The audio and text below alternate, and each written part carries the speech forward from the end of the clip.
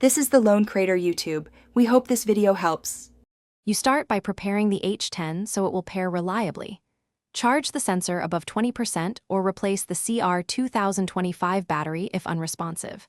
Once done, wet the electrode areas and fasten the strap snugly, sensor centered under the sternum, for consistent contact. Next, enable Bluetooth on your phone and close fitness apps that might hold the connection. This reduces interference and speeds pairing. Finally, open the Polar Beat or your target app and choose the device when it appears. This is the first actionable step toward a stable link. You now focus on the app pairing process and verification. Open Polar Beat or Flow, tap Pair Device, and select Polar H10 from the list. Make sure the app shows live heart rate numbers to confirm communication.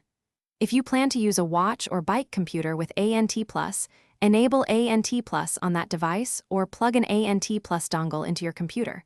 Bluetooth and ANT+ are separate channels.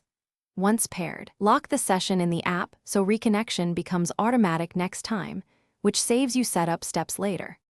You finish by validating performance and addressing common issues. Start a short activity and watch for steady heart rate readings. Small movement confirms a robust connection. If numbers flicker or drop, forget the H10 in your phone Bluetooth, reboot the phone, then repair. This often clears stale profiles. Also make sure electrodes are wet, the strap is tight but comfortable, and the CR2025 battery has proper voltage.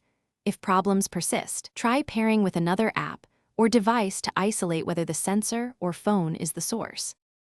Thanks for watching. Consider subscribing if we helped you.